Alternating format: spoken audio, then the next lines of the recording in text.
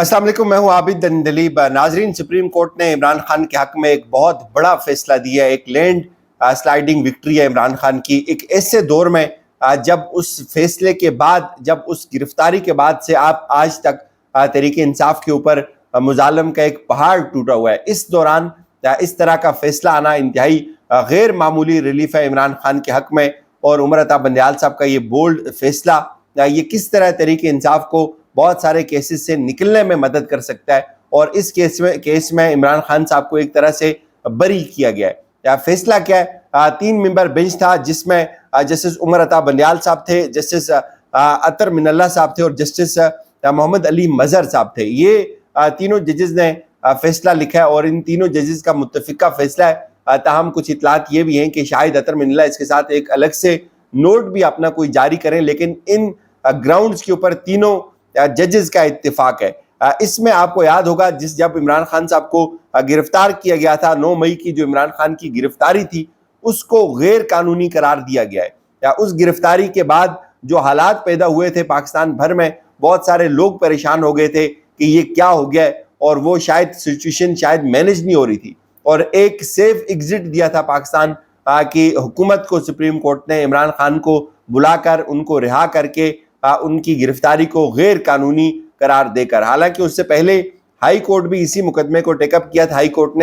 Court ने इमरान खान साहब की जो गिरफ्तारी थी उसको कानूनी कहा था, ताहम उन्होंने एक FIR का हुक्म दिया था जो आज तक नहीं हो सकी। लेकिन सुप्रीम कोर्ट ने इस सारे मामले को रिवर्स किया। आपको याद है ये केस था अलकादर ट्रस्ट केस में, इमरान खान साहब को नेब ने गिरफ्तार करना था, लेकिन नेब ने रेंजेस के जरिए इमरान खान साहब को गिरफ्तार किया था। उस पे अदालत का जो फैसला है उसमें उन्होंने कहा कि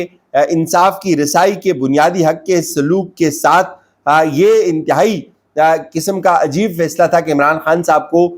कोर्ट के अहाते अदालत के अंदर से जो है वो गिरफ्तार किया जाए। फिर उन्होंने ये कहा कि इमरान खान का जो मामला है, उनकी गिरफ्तारी का मामला है, चूंकि इमरान खान ने अपने आप को कोर्ट के रहमो करम पे छोड़ा था, अदालत के अंदर वो सरेंडर करने आ रहे थे, वो जमानत के लिए अदालत के अंदर आ रहे थे, लिहाजा ये जो इमरान खान की गिरफ्तारी है ये किसी सूरत भी कानूनी नहीं है। फिर उन्होंने इसमें शर्जीन इलाम मेमन के केस का भी हवाला दिया है और उन्होंने कहा जी कि दरखास्त गुजार ने हिफाजती जमानत हासिल करने के लिए हाई कोर्ट के आईनी दायरे इख्तियार से इस्तिदा की थी ताकि वो मुनासिब रिलीफ के लिए मजाज अदालत से रुजू कर सके। सुप्रीम कोर्ट ने मजीद कहा किसी मुश्तबा शख्स को रिलीफ देना एक मामूल की बात है कि इनके इंसाफ और आज़ादी तक की रसाई के बुनियादी हकूक को एक मजाज अदालत तक बिला रोक टोक रसाई को यकीनी बनाकर नाफिज किया जाना चाहिए। इमरान खान के केस पर बहस करते हुए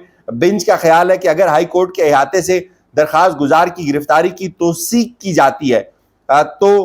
इस अदालत में अलकादर ट्रस्ट केस में दायर जमानत कबल अज गिरफ्तारी की दरखास्त है बेकार हो जाएगी। और इस हकीकत के बावजूद कि इन्होंने हाई कोर्ट के सामने हथियार डाल दिए। फिर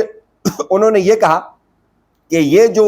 वारंट जो थे, जो गिरफ्तारी का प्रोसेस था, जिस तरह से गिरफ्तारी अमल में लाई गई, ये इंतहाई गैर कानूनी है और इस बुनियादी हक के आज़ादी के तहफ़्फ़ुज़ के लिए एक मजाज अदालत तक रिसाई के हक से महरूम करना, ये भी उन्होंने सवाल उठाया बुनियादी तौर पे उन तमाम इदारों पर जिन्होंने इमरान खान साहब को गिरफ्तार किया। फिर उन्होंने कहा कि ख़ास तौर पर एक ऐसे वक्त में जब मुल्ज़म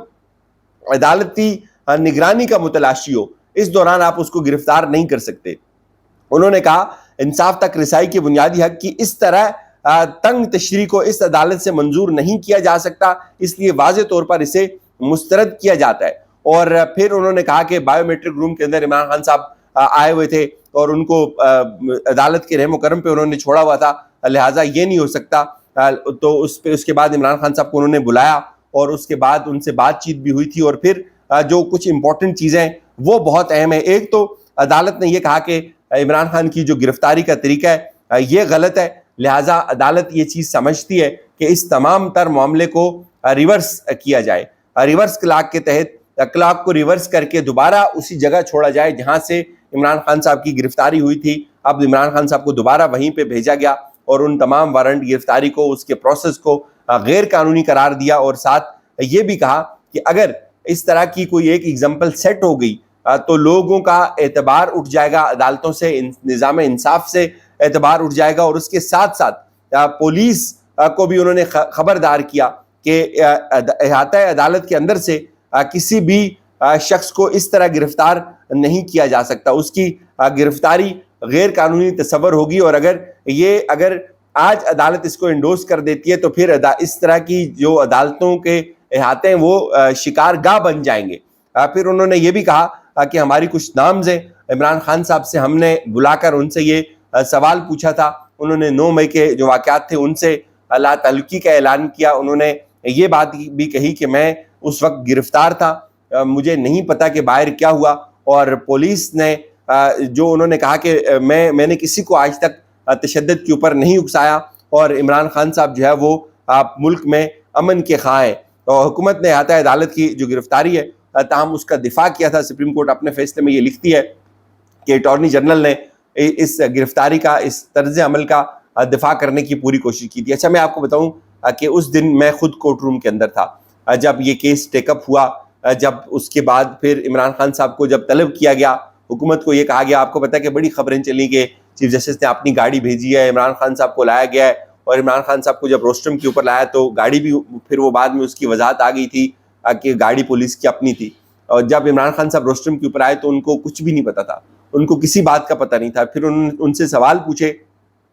جسٹس اطہر من اللہ صاحب نے بھی، اور اس کے ساتھ ساتھ جسٹس عمر عطا بندیال صاحب نے بھی، تو خان صاحب نے کہا جی کہ مجھے کسی چیز کا کوئی پتہ نہیں ہے۔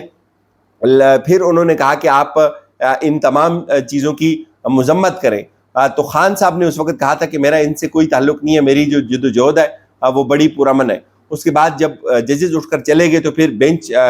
جب چلا گیا تو کچھ وکلا اور ہم لوگ ادھر ہی بیٹھ گئے۔ خان صاحب نے اس وقت پھر ان کو بتایا گیا کہ اتنے لوگ مر چکے ہیں، یہ حالات پیدا ہوئے، انہوں نے کہا جی آپ مجھے یہ چیز پہلے بتاتے تو میں روسٹرم پہ کھڑے ہو کے ججز کو بھی یہ چیزیں بتا سکتا۔ لیکن یہ جو گرفتاری کا معاملہ تھا، آپ کو پتہ ہے کہ اس کے بعد حالات بہت خراب ہوئے، تحریک انصاف کے اوپر کریک ڈاؤن ہوا، تو اس طرح سے عمران خان کو ایک ریلیف دینا، واضح طور پہ یہ منشن کرنا کہ خان صاحب کو 9 مئی کے واقعات کا نہیں پتہ تھا، انہوں نے اس سے اظہار لا تعلقی کیا۔ آگے جو ٹیکنیکل کیسز آئیں گے، بہت ساری ایسی گراؤنڈز آئیں گی، ظاہر ہے یہ سارے جو مقدمات، جو عمارت بنی ہے مقدمات کی، یہ 9 مئی کے بعد سے بنی ہے، تو اس کے بعد عمران خان کو ایک ریلیف مل سکتا ہے بہت ساری ٹیکنیکل گراؤنڈز کے اوپر۔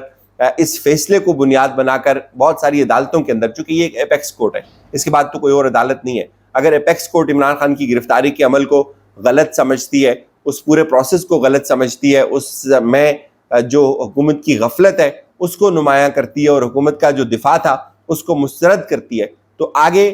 جو مقدمات بنے جو 9 مئی کے بعد ہیں، ظاہر ہے ان کے وہ بھی پھر اسی طرز کے اوپر دیکھے جائیں گے۔ جب ایک بنیاد غلط پڑی ہے، گرفتاری جب غلط طریقے سے ہوئی ہے، ظاہر ہے اس کے بعد جو چیزیں ہوئیں تو پھر وہ اسی سیکوینس کے ساتھ آگے چلیں گی۔ مجھے اجازت دیجیے، اپنا خیال رکھیے گا، خدا حافظ۔